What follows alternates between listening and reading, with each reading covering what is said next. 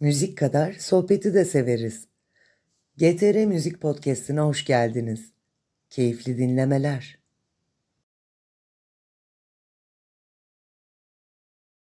Bizim çocuklar CUT diye bir program yapmışlar. Bu bölüm konukları benim. Uzun da bir sürede tartıştık CUT diye program olur diye ama yapmışlar. Konuk benim. Hadi görüşürüz.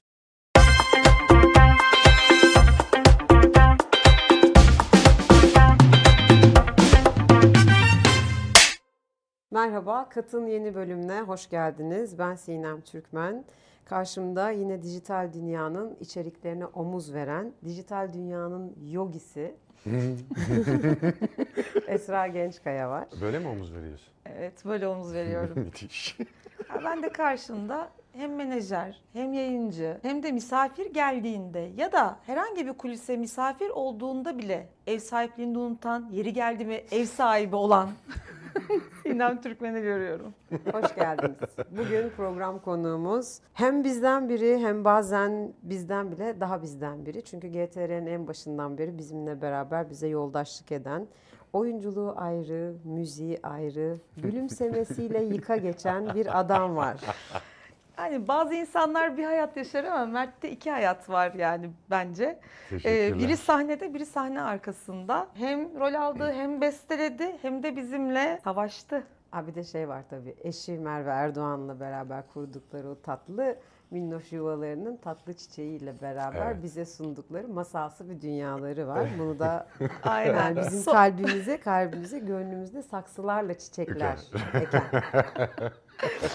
Yani özetle Kat'ta bugün rotasını bazen kervanla, bazen tekneyle, bazen de kulaklıkla çizen çok özel bir yolcuyu ağırlıyoruz. Hoş geldin Mertcan'ım. Hoş bulduk efendim. Hoş bulduk.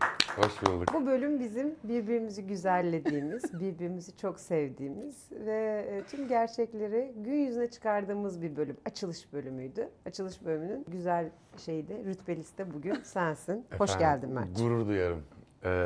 Sizlerin bu yolculuğumda da beraber olmak bana şeref, haysiyet ve onur verir. Senin şimdi çok yoğun bir süreçten geçtiğini biliyoruz. İşte dizi vardı, dizi devam etti, dizi seni yordu, dizi bitti. Müzik, senin bu menajerlerin seni perişan ettiler. Nerede albüm, şarkılar ne zaman çıkıyor? Evet. Yani bütün dostlarına olabildiğince güzel şarkılar verdin. Biliyoruz ki Gökhan Türkmen de var, Berkay da var, Murat Boz da var, Hande Ünsal da var. Hepsine çok aşırı güzel şarkılar verdin. Çok yoğun bir süreçte olduğunu biliyorum. O yüzden bugün kırmayıp güzel vaktini bize ayırdığın için sana çok teşekkür etmek isterim ben şahsım olarak. Efendim biz siz ne zaman çağırırsanız hazır ve nazırız. O zaman hemen sorularımla başlıyorum ben. Zaman içerisinde hayalini kurduğun müzikle bugün yaptığın müzik arasında nasıl bir bağlantı var? Yani yol böyle dümdüz müydü, virajlı mıydı?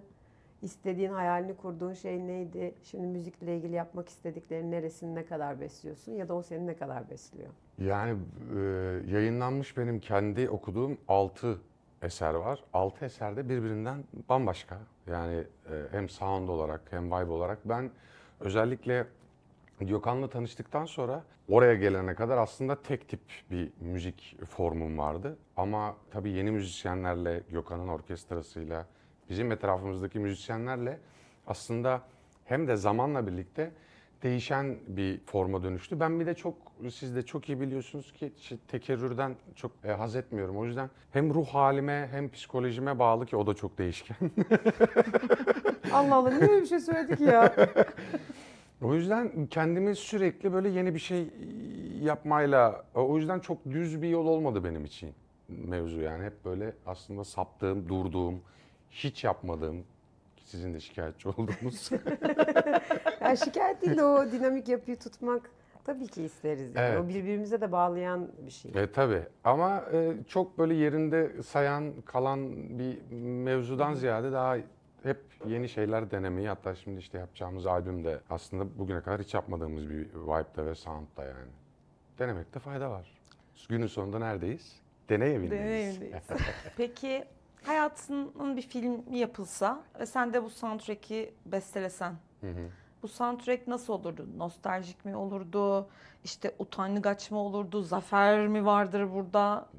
Teması ne olurdu? Esroş biliyorsun korkunç melankolik bir herif. %100 arabesk olurdu yani.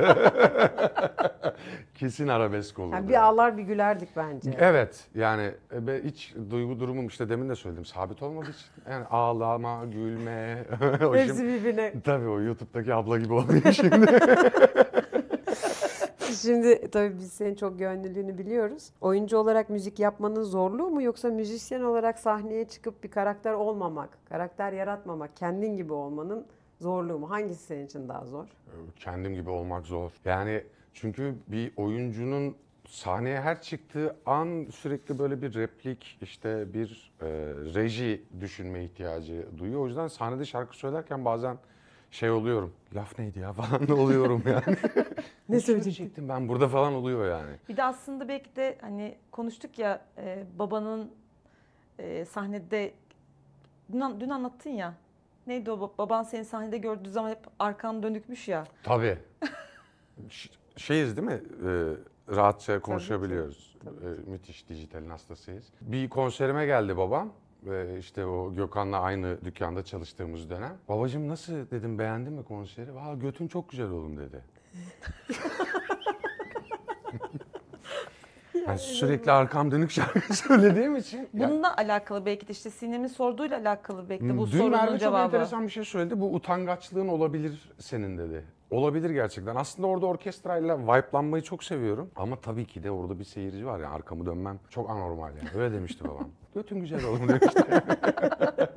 Hiç menajerim olarak kendimle çalışmak isterdim dediğin oldu mu? Eğer bu sorunun cevabı evetse zaten şu anda terapi yapmamıza da gerek kalmadı çünkü. Menajer olarak kendimle çalışmak Evet, isterim. evet. Hayır. Hayır abi.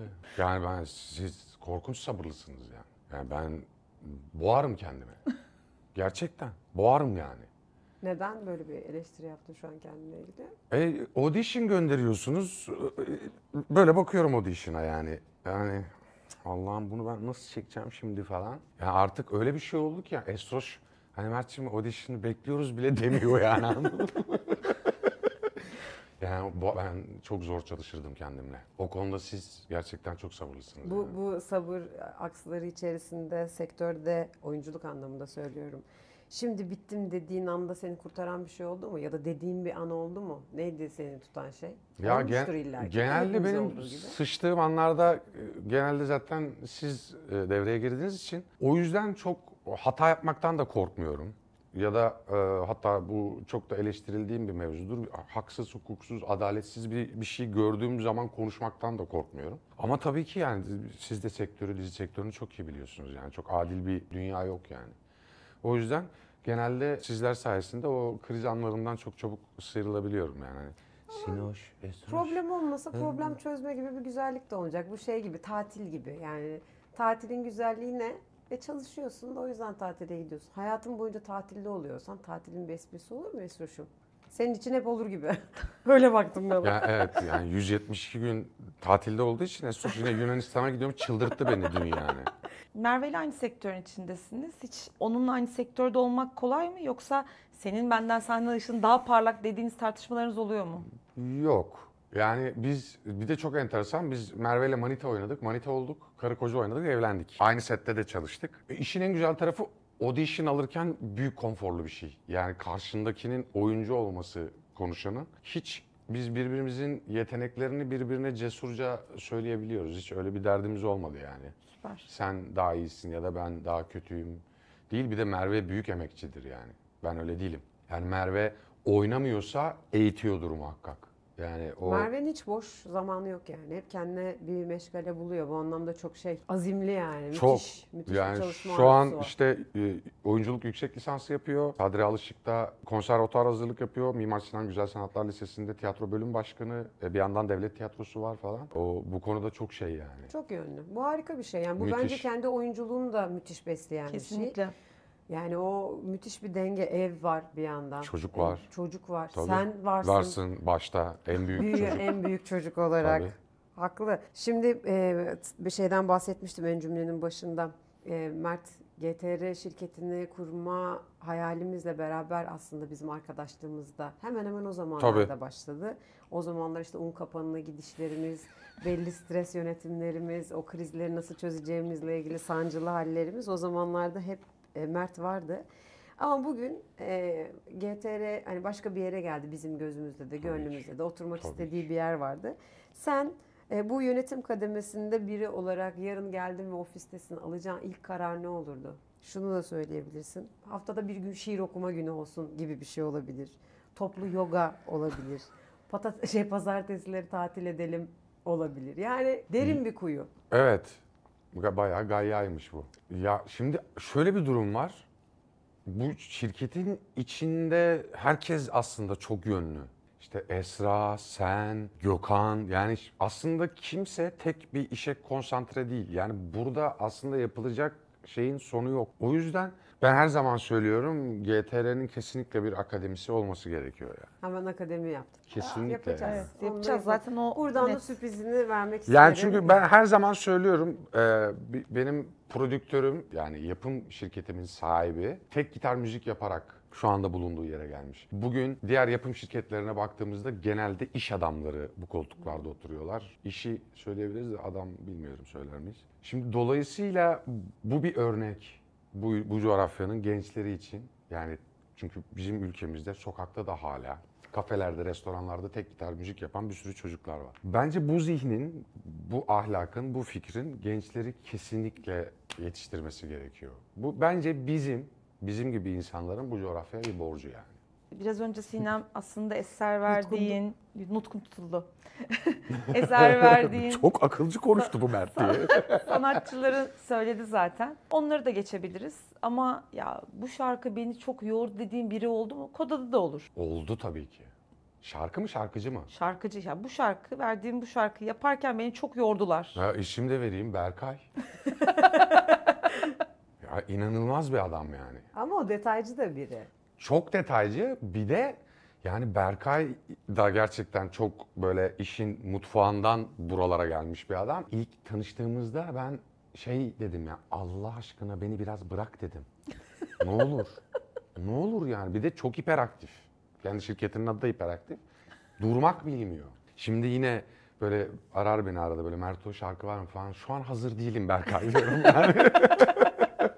O çok yüksek ama. Çok hayata yüksek da enerjili, yüksek. evet. Bence o da çok onu da çok besleyen bir şey. Çok, Ondan ondan besleniyor. Yani öyle sakin, ben mesela Berkay böyle sakin bir anı vardır elbette de hani öyle olsa bir yerde çok sıkışmış hissedebilir. O öyle atıyor bence Evet, evet. enerjisini. Çok Müthiş bir şeyi var. şey var, onun da. enerjisi var yani. Ben şeylere geleceğim, bazı başarısızlık hikayelerine ama şöylelerine.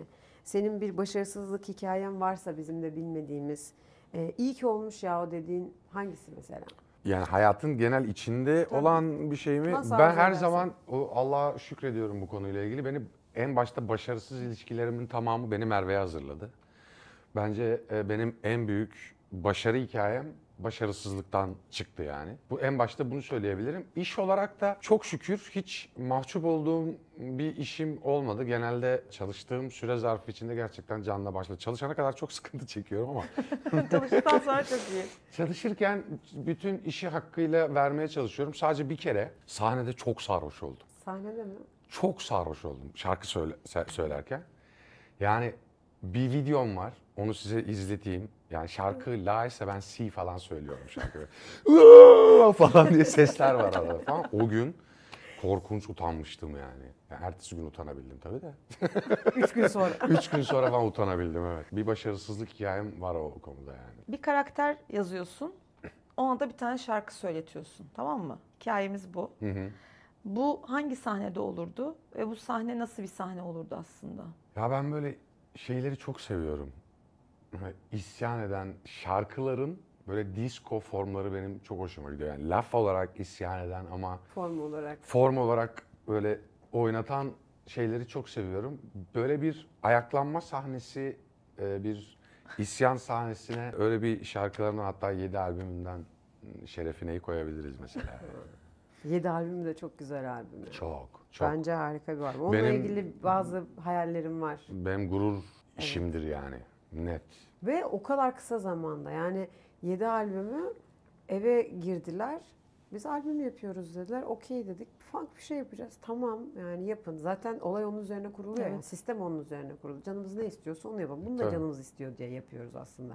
Yoksa Mert'e sorular sorup hadi Mert biraz bize kendini al. Öyle bir şey değil yani. Canımız istiyor ve o yüzden yapıyoruz. O albüm de öyleydi. Fakat o kadar sıkıştırılmış zamanda, aslında zaman olarak sıkıştırılmış Pandemiydi. değil. Pandemiydi bir de ama çok kısa sürede birdenbire çıktı her şey. Yani çok yoğun bir frekans vardı, çok yoğun anlatımlar vardı. Çok yani her akşam böyle oturup bir hafta içerisinde hadi bugün de bir şarkı bitti. Hop Allah Allah nasıl bitti ve yani yakın enerjiler olmasına rağmen Evet. anlattıkları başka dünyalar şarkıları. Bir tek Nanay 2 günümüzü aldı. Orada da nakaratta kararsız kaldık. Onun dışında 7'yi biz toplamda 7 günde yaptık.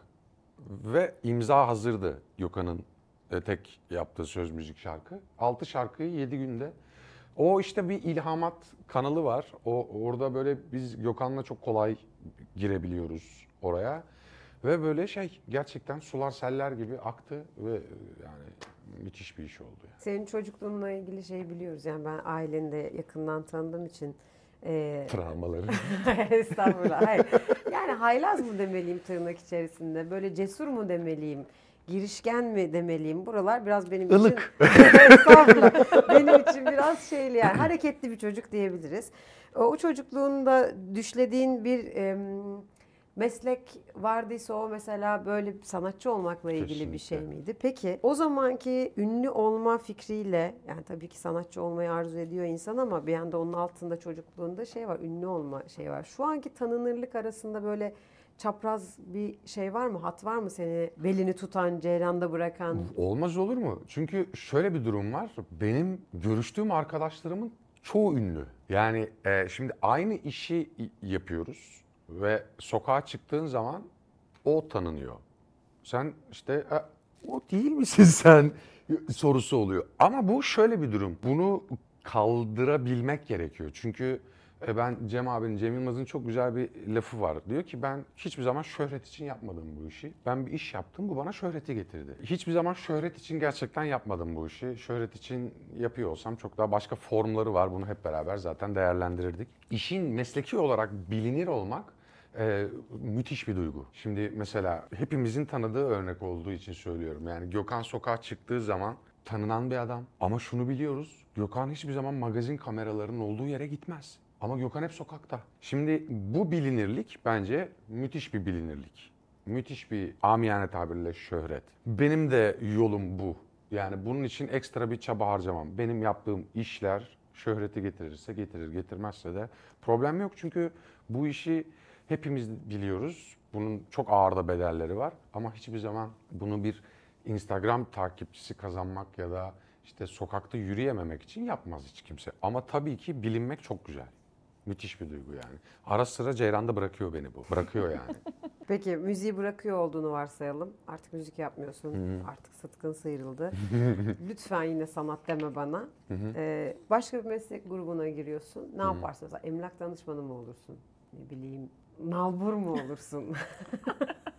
Ben size söyleyeyim, ben kebapçı olurum direkt. Değil mi? Tabii. Ocakbaşı. Tabii.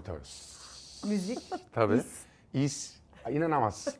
Ne haber oğlum diye. Ve içeride bir küçük bir müzik. Tabii. Ama var mı yok mu anlaşılmaz. Böyle hani beni görmek için Mert orada mı falan dersiniz ya. Ustam falan. Tabii. Ustam. Çok mutfağı çok seviyorum. Evet. Mert Ocakbaşı. Seviyorum çok yani. Vardır Mert Ocakbaşı diye bir herkesin. Yoksa hemen alalım sana. Alalım, isim hakkını Ocakbaşı alalım. isim Ne olur, hakkını ne olmaz. alalım. Yine Merve'ye geleceğim.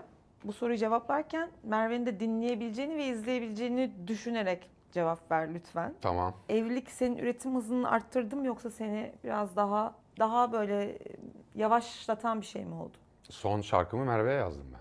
Bu çıkacak olan şarkıyı. Merve benim hayatıma bereketten başka hiçbir şey getirmedi. Her anlamda yani. O yüzden benim üretimimde bir değişiklik olmadı. Yani işte evlilik şeyi bitiriyor diyorlar. İşte üretim hani o işte besteci hani bu dalgalı durumdan besleniyor falan. Zaten dalgalı bir durum var evin içinde yani. Kız benle yaşıyor. Yani hani o yüzden ya ben kendi kendime küsmeler, 3 gün koltuklarda yatma. Halbuki bir şey dememiş yani bana işte yani o an İşte Zehra ile uğraşırken falan dönmüş bana işte ya sen de şunu yapma falan demiş. Ben al küs Allah küs küs Allah küs. Sonra yazıyorum işte kan revan evin her köşesi falan. Niye? Deliye bak. O çorabı niye oraya? Oraya öten. Gibi yani. O yüzden yani üretimle ilgili bilmiyorum ya Esoş biliyorsun yani bizim öyle bir hayatımız yok yani. Ben yani bu benim için burası da bir örnektir yani. Peki yalnızken mi daha çok üretiyorsun? Üretebildiğim çok az insan var. Yani yan yana üretebildiğim çok az insan var. Yani bu böyle biraz bana mahrem bir şey geliyor o an. Bir de kesinlikle her şeyini bildiğim ve hayata bakış açının aşağı yukarı aynı yerde olması lazım. Biriyle yazıp çizebilmen için. Yalnız da yazmayı tercih ediyorum ama işte Gökhan'la da üretiyorum, işte Ozan'la da üretiyorum. Yani orada çok kapalı bir şeyim yok. Ama dediğim gibi yani hani aynı yerde, aynı duyguda olmak lazım. Ama seviyorum. Birileriyle de Yani bu kadar kolektif mizah yüklü birinin yani bu kadar mizah kuvvetli birinin bu kadar duygusal yazıyor olması da çok ilginç. Yani mesela sahnede oynayan Mert ya da masalarda oturduğumuz zaman kendine alan o rolü bizi hepimizi yıkıp geçen Mert'le yaptığu şarkılarda o duygu derinliğini veren Mert arasında müthiş bir el sallama mesafesi var. Yani çok ilginç. Orası da zannediyorum yani bu tabii ki evliliğin içerisinde aynı fikirde olmama durumu var. Dalgalı deniz her yerde var yani Tabii ki. hepimizde var. İnsan ilişkisinde Aynı olduğu her evde, yerde aynı var yani. ofiste bazen birbirimizle, bazen uzaktaki biriyle o dalgalı olma durumu var. Sadece bunu doğru eleyip doğru yaşatabiliyor olmak da yani ben şimdi dediğim gibi 12 yıldır Mert'in bu şeyine tanıklık ediyorum. Yani yazmasına, çizmesine, çalmasına, Evet. çalarken hissettiğini, her dinlediğinde, ben her dinlediğimde ne hissettiğime, kendi aramızdaki konuşmalara. Orada o şeyin birbirini besliyor olması da çok. Yani senin yanında galiba ne yaparsan yap sana güvenen biri olduğu zaman Tabii ki. bu o tartışma da ona besleyen bir şey oluyor. Tabii O ki. kavga da onu besleyen bir şey oluyor. O hiçbir şey konuşmadan oturup kahveni içtiğin zaman da onu besleyen bir şey oluyor. Harika bir şey oluyor. Evet. Sahnede utandığın anı soracaktım ama onu zaten Evet. Metin abi çok rahatlıkla anlatmış. Bir daha o götün üzerinden geçmek istemem. Bir kere de bir oyunda böyle asma yaprakları var sahnede. Ben de böyle çok hareketli bir şey oynuyorum falan. Dedim ki bugün sahneye böyle bir değişik gireyim. Asmalara dedim tutunayım. Uçarak gireyim dedim sahneye. Dekor da böyle baba bir dekor yani. Bir asıldım asmaya. Sen. Asmadan gel asmadan bütün dekor indi aşağı. Böyle 20 dakika oyun durdu. Dekor tekrar kaldırıldı. O gün de benim için muhteşem bir gündü. Ay nasıl bu hikayeyi anlatmadın bize? Bir de Pınar Yıldırım hanımefendinin beraber oynadığımız bir oyunda bana sürpriz yapıp bir yerde yemek yediriyor bana böyle işte bir meyhane sahnesi. İşte bir elma veriyor, işte bir oradan Hangi oyundu? Fosforlu Fosforlu Cevriye. Cevriye. Bir kivi veriyor falan. Masanın altından böyle baba bir ithal muz çıkardı. Ne yapıyorsun Pınar diyorum. Yapıyor bana. Onu güzel soydu ve bütünüyle böyle ağzıma 5 dakika yutamadım. Yutamadım. Heyecandan da ağzımda oldu böyle topalak, çamur oldu o. Çiğne Allah çiğne yok. Bitmiyor yani. Ama seyirci tabii çok eğlendi, koptu falan. O gün de çok acayip bir gündü. Madem biraz tiyatrodan bahsettin, tiyatrodan gelen biri olarak müzik tarafında en fazla eksikliğini gördüğün şey ne? Yani mesela prova süresi mi yoksa seyircinin sessizliği mi? Sahnedeyken de. Evet yani müzik tarafında. Müzik tarafında şöyle bir maalesef benim bu coğrafyada eleştirdiğim bir mesele var. Biz sahnedeki sanatçının sahibi zannedebiliyoruz bazen kendimizi. Hele şu son dönemlerde bu çakmak atmalar, şişe fırlatmalar falan korkunç. Kabul edilebilir hiçbir tarafı yok bunun. Tiyatro seyircisi de bir amiyane tabirle bir adab. Yani tiyatro seyircisi geldiği zaman ne yapması gerektiğini çok iyi biliyor. Asla konuşmuyor. Bazen böyle telefon Yanlışlıkla utanç içinde unutuyorlar falan da zaten görüyorsun onu o panik içinde böyle telefonu yok etmeye çalışıyor falan ama müzik tarafında biraz daha bence şeye ihtiyacımız var seyircinin. Eğitilmek biraz amiyane kaçabilir ama yani bu sahneye bu kadar müdahil olma yani 2 kadeh attıktan sonra oğlum onu da söyle falanlar biraz hoş değil yani. yani biraz basite indirgenme durumu var. Manzum abiyle biz Almanya'da Stadtphilharmonie ile bir konsere davet edildik. Ve provaları için işte 3 gün öncesinde gittik. Provaya katıldığımız zaman provada ön sıralarda, müthiş bir prova salonu bu arada yani. İşte bize dediler ki saat 8.45'te orada olun. Biz de şimdi 8.45'te birini çağıracaksın. Mümkün değil. Uyuya gelir. 8.45'te herkes orada hazırdı. Teşekkürler. Herkes çalıyordu. Yo şey anlamında söylüyorum yani bu çok Doğru, ciddiye doğru. aldığım bir şey olduğu için Doğru. ve senfonik yani bir düzenleme. Tabii. Ön sıralara kapı açıldı. Prova başlamadan işte şef geldi. Ayakta karşılandı. Sohbet işte Mazlum abiyi sağ olsun tanıttı ve onur etti. Çok güzeldi her şey. Kapı açıldı abi. Küçücük çocuklar, anaokulu öğrencileri, başlarında öğretmen içeri girdiler. Hepsine birer tane kağıt içinde. Okumaları yok bu arada. Fotoğraflar var. Mazlum abinin fotoğrafı. İşte enstrümanların fotoğrafları var. Onlar dağıtıldı. Konser başlamadan prova aslında. Prova başlamadan şef geldi. Dedi ki ben nefes aldığımda alkışlayabilirsiniz. Nefes verdiğimde durabilirsiniz. Arada çıkmıyorsunuz. Çıkacaksanız çok özel bir durum varsa şöyle çıkacaksınız. Burada alkışlayacaksınız. Burada şöyle yapacaksınız. Bütün detayları verdi. Adam orada ayaküstü şef. Onlara işte alkışı nasıl yapacaklarını, yani bütün detayları 5 dakika gibi kısa bir sürede verdi ve çocuklar 2-3 parça dinledikten sonra çıktılar. Bu arada her yeni ekip geldiği zaman bir enstrümanı kaldırıyor. Enstrümanist enstrümanını anlatıyor. Çocuklar anaokulu öğrencisine. Şimdi çocuğa işte. bu şeyi verdikten sonra bunu bir belediye başkanlığı toplantısında söyledim. Dedim ki bu bizim için çok zor değil. Yani bunu Tabii konuşabiliriz. Bu insanlara ya şey bile çok kötü.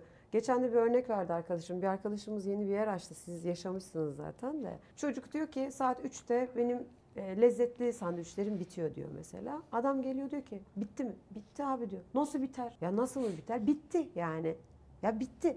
Bizde tuhaf bir şekilde paramla satın alırımcılık var. Yani konsere Maalesef. geliyor ya işte 300, 500, 1000, 1500 bir para veriyoruz. Yani bir bilet alıyoruz. Bu deneyimi yaşamak için. Orada her şeye hak sahibi zannediyor. Maalesef. Yani dün Gökhan'ın rahatsızlığıyla ilgili bugün şöyle bir mesaj geldi. Ben kız arkadaşıma bilet almıştım. Çok da söz vermiştim. Çok üzgünüm, çok mutsuzum. Bunu nasıl çözeceğiz?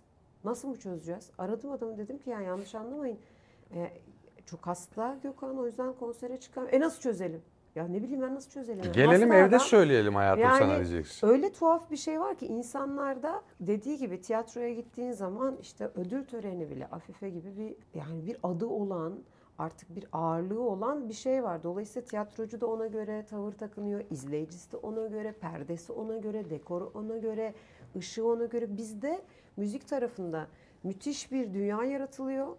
Evet. Ama işin sonunda dinleyiciye verilmek istenen mesaj noktasında bir zayıflık var. Onu doğru vermek lazım galiba. Kesinlikle öyle. O da senin dediğin gibi o ün şeyine bile varıyor yani. Tabii ki. İşte ünlü olma durumu. Sadece ün. O da onu sadece ünlü olarak görüyor. Sanatçı figürü oturmuyor. Sanatçı olarak görmeye başladığı zaman saygı duymaya başlıyor. Yani Tabii ki. başka Yani bir şey oluşuyor yani. bizim bir ürün olmadığımızın anlaşılması gerekiyor. Mesela işte adam hasta. Hasta yani. Yani bu herif çamaşır makinesi değil ki. Yani bu adam hastalanabilir. Mesela tiyatroda da şey var. Allah muhafaza buyursun. Annem baban ölse bile provaya gel. Yok abi öyle bir şey. Bu saçmalık yani. Bu saçmalık yani. Günün sonunda yaptığımız iş insan temelli bir iş. Bu kadar duyguları paramparça olmuş bir adamı ya da kadını sahne provaya çıkarmayı verin ya lütfen yani. Ya lütfen ya. Yani bu adam hasta olmuş işte. İşletim sisteminde bir aksaklık var bence Var. genel olarak yani. Kesinlikle Orada çarkta var. bir şey var. Ben biliyorum bu sorumun cevabını ama yine de sana sormak istiyorum. Günün sonunda kendinle kaldığında kendi kendine en çok sorduğun o cümle nedir? Soru nedir? Ben yani vicdanımla ilgili çok soru soruyorum kendime. Vicdanımın rahat olup olmadığını genelde kendime çok tekerrür ediyorum yani. Yani birini kırdım mı, bilerek mi kırdım, bilmeden mi kırdım? Yani çünkü ben yastığa kafamı koyduğum an uyumam gerekiyor benim. Yani yatağın içinde dönmemem lazım. O yüzden de vicdan muhasebesi bende uykuya yakın çok şey olur. Başlar yani hemen böyle başlarım ben.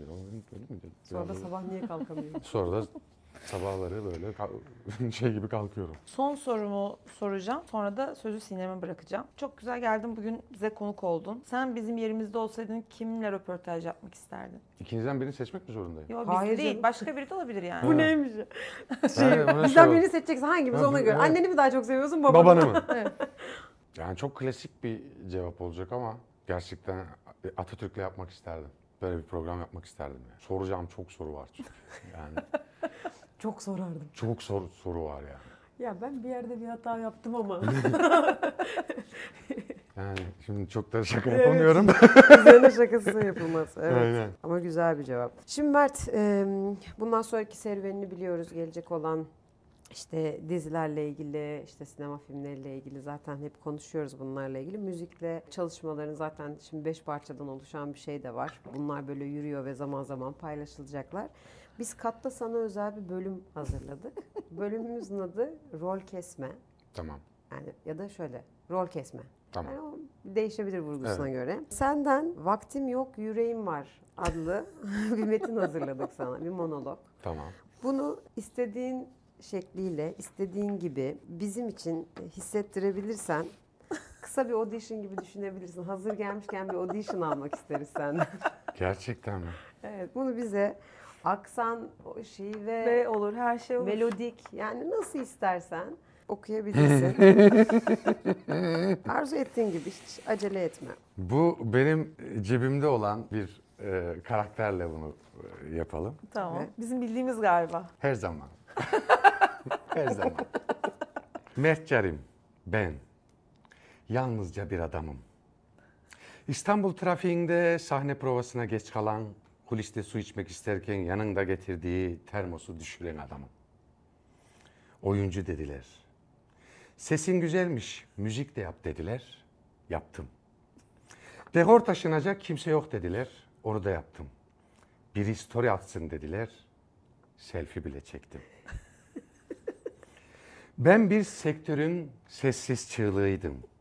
Ben bir abi bu şarkıyı Cuma'ya yetiştiriyoruz cümlesinin gözaltı torbasında yaşayan bir ruhtum. Ben bir yarın sabah 05.00 seti var ama gece 02.00'da sahneye çıkacağım planlamasının fiziken mümkün olup olmadığını sorgulamayan bir idealistim. Ben kahvemi içemedim. Ben pilavımı sıcak yiyemedim. Ben toplantıda kameramı açamadım çünkü hala pijamadaydım. Ve bir gün dedim ki kendi kendime, Mert, sen sadece bir sanatçı değilsin. Sen bir Google kalendarsın. Sonra bir şarkı yazdım, ismi Vaktim Yok, Yüreğim Var. Duygusal durdu ama çıkmadı hala. Çünkü vaktim yok. Bravo, harika. Gerçekten ancak bu kadar hissedilebilir. Ve sevgili seyirciler. Yani şöyle, bugün harika bir program oldu Mert. Seninle gerçekten konuşmadığımız şeyleri konuştuğumu fark ettim. Evet. Arada böyle şeyler konuşabiliriz. Yapalım. Biraz Evet. ciddiyetle küçük ara Minik toplantılar minik. yapalım. Evet, yapalım. Bugünkü program konuğumuz sevgili Mert Carim'di. Bir hayalinizi gerçekleştiremiyorsanız menajerinize sorun. Muhtemelen başka bir hayale yetişiyordur gibi bir kapanış yapmak isterim. Ah. Ama tabii ki son cümleyi her zaman Her bizde. zamanki gibi. Boğa burcunun yükselen değeri, emlak piyasasının göz alıcı karakteri. Yükselenin değer nesi? Evet. Senin değerli. Yani Sevgili Esra Gençkaya yapsın isterim kapanışı. iyi ki geldin. Yani Teşekkür ederim. diyebilecek hiçbir şeyimiz yok gerçekten. Yani çok seviyoruz seni. Karşılıklı. Seninle çalışıyor olmayı da çok seviyoruz. Yorsan da bizi, bazen çıldırtsan da kısa seviyoruz. Yani yapacağımız bir şey yok. Zevroş'u çok seviyoruz. Çok İyi özür ki- dilerim Esra. Ha. Şunu anlatmam lazım. 2016 kış düşmeden yeni çıkıyor. Ferhan Hoca'nın sahnesinde akustik konser yapıyor Gökhan. Gökhan dedi ki sen de çık şarkı söyle falan. Beni anons ediyor Gökhan. İşte kıymetli arkadaşım şöyledir şöyledir. Mert Cerim dedi. Sonra yaptı. Tanısanız çok seversiniz dedi. Tam olarak böyle bir şey. Evet, uzaktan Davulun sesi. davulun sesi gibi. Yine bir programın sonuna geldik. Önümüzdeki bölümde kimler olacak, kim olacak? Bizim için de sürpriz şu anda. Merakla bekliyoruz kimin Araştırmalarımız geleceğimizde. devam ediyor. Araştırmalarımız devam ediyor. Yine mottomuz hala yok. Bunu söylediğim için gerçekten artık üzülüyorum ama hala bir motto Mottomuz bulamadık yok. maalesef. Hala yok olsun. Hala yok, evet, o yüzden yok. Ve diyorum ki 3, 2, 1 kat.